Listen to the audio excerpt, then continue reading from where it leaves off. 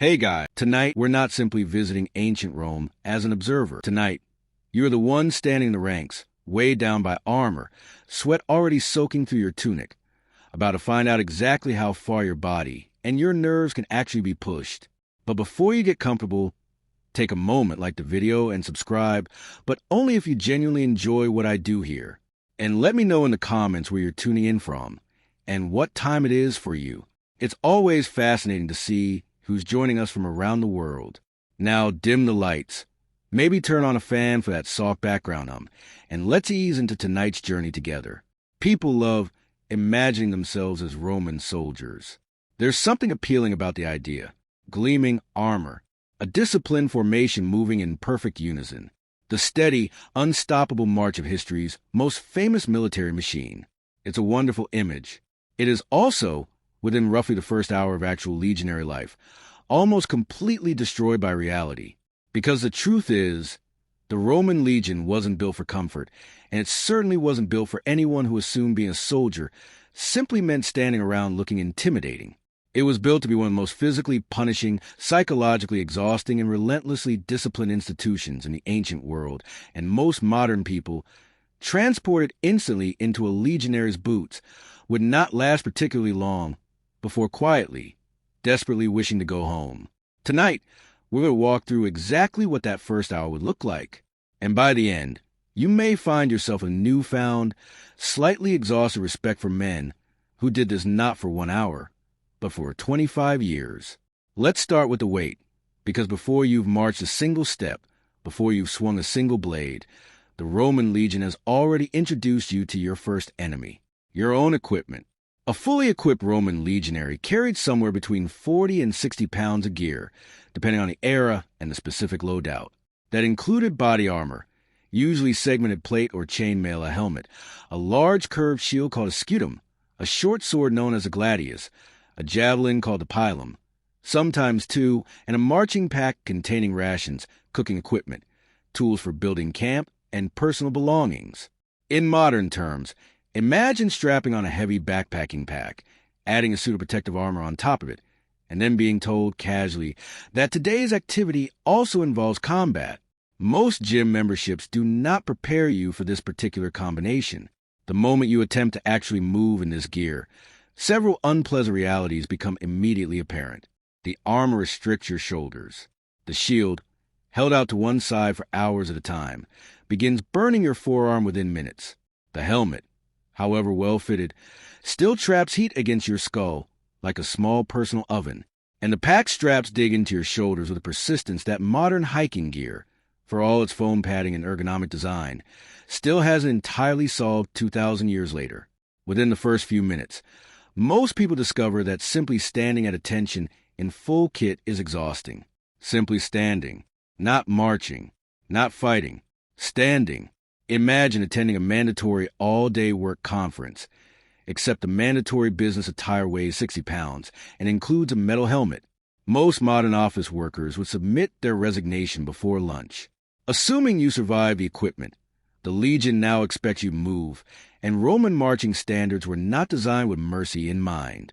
Roman soldiers were expected to march at a standard pace of roughly 20 Roman miles, close to 18 modern miles, in about 5 hours, while carrying the full 60 pounds of gear we just described. This was an occasional training exercise. It was a routine expectation, repeated constantly, because Rome's military success depended enormously on the legion's ability to move quickly and reliably across vast distances. An army that could march faster than its enemies expected was an army that consistently arrived somewhere it wasn't supposed to be yet, which turned out to be an extraordinarily effective way to win wars. Imagine, for a moment, committing to an 18-mile hike in full hiking gear at a pace fast enough that you couldn't casually stop for photos or a leisurely lunch break, while simultaneously being ready to immediately form a defensive combat formation the instant an enemy appeared. Most fitness apps today would classify that as an extreme endurance challenge, complete with congratulatory badge and a slightly concerned notification suggesting you rest for several days afterward. Roman soldiers did this as a fairly ordinary Tuesday. And marching wasn't simply about walking in a straight line. Soldiers marched in tight, disciplined formation, maintaining consistent spacing, consistent pace, and consistent alertness the entire time. Falling out of formation, straggling behind, or breaking rank without permission wasn't treated as a minor inconvenience. It could result in serious punishment, because a legion's effectiveness depended entirely on soldiers moving and fighting as a single coordinated unit rather than as scattered individuals.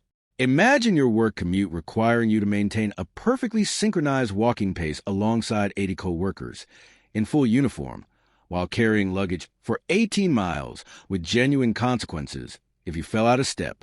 Public transportation delays suddenly seem considerably less stressful by comparison. By the time you finally reach your destination for the day, exhausted, sore, and quietly reconsidering every life decision that led you here, the Roman legion had one more surprise waiting. You didn't simply get to rest. You had to build an entire fortified camp from scratch every single evening. This wasn't optional, and it wasn't occasional.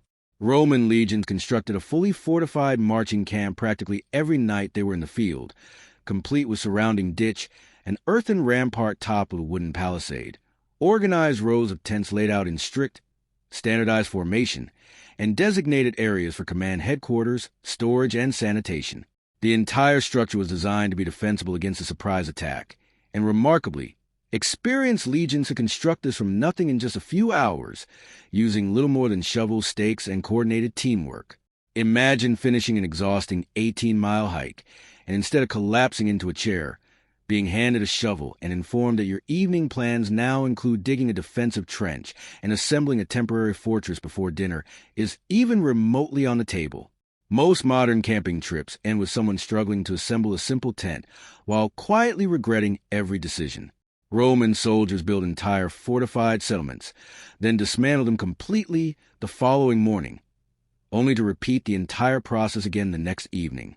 Somewhere, a modern camping enthusiast is currently feeling deeply, personally inadequate. This constant construction wasn't simply busy work. It reflected one of Rome's core military philosophies. Never assume safety, even for a single night. An enemy that expected Roman soldiers to be exhausted and vulnerable after a long march instead found a fully defended camp, ditch and all, standing ready before nightfall. It was exhausting. It was also remarkably effective, which is precisely why Rome kept doing it for centuries. Now, let's assume you survived the march and the camp construction, and somehow an actual battle has begun. This is generally the point where most modern imaginations, having watched a few dramatic films, expect something resembling a heroic duel. The reality was considerably less cinematic, and considerably more terrifying.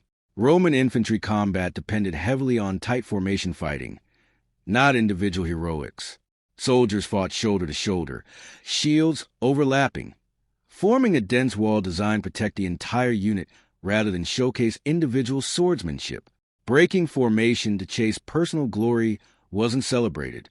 It was considered reckless, dangerous, and a serious violation of discipline, because a gap in the shield wall could get an entire section of soldiers killed. Imagine being told at your job that individual achievement matters considerably less than the team's overall coordination, except the consequence of ignoring that advice isn't a disappointing performance review. It's considerably more permanent. The noise alone would be disorienting.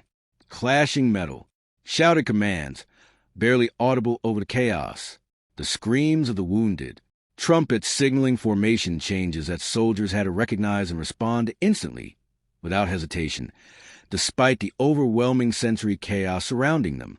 Add to this the simple physical reality of combat itself. Swinging a short sword repeatedly in tight, crowded formation, thrusting rather than slashing, since a gladius was designed primarily for controlled stabbing strikes at close range rather than dramatic wide swings. It was brutal, exhausting, claustrophobic work, performed while wearing 60 pounds of gear you're already exhausted from marching in earlier that same day. Most modern people, placed suddenly into this formation, would likely freeze entirely within the first few seconds, overwhelmed by noise, fear, and the simple, unfamiliar horror of the situation. Roman soldiers trained constantly, specifically, to prevent exactly that reaction. Discipline wasn't simply about following orders. It was about training your body to keep functioning, keep moving, keep holding formation, even while every instinct screamed at you to run. Even surviving combat didn't guarantee comfort, because Roman military discipline extended well beyond the battlefield into nearly every aspect of daily camp life, enforced with rigidity that modern workplaces would find almost unthinkable. Punishments for military infractions could be severe. Minor offenses might result in extra duties, reduced rations, or public humiliation in front of the entire unit. More serious offenses, particularly cowardice or desertion, could result in brutal punishment, including a practice called decimation, where an entire unit that had failed catastrophically might be forced to execute one in every 10 of their own comrades, chosen essentially at random, as a deterrent against future failure. Imagine your workplace instituting a policy where underperforming departments face consequences severe enough that entire teams lived in genuine fear of collective failure. Most modern HR departments would, understandably, have significant concerns about that particular incentive structure. Even routine daily life followed strict, unforgiving schedules.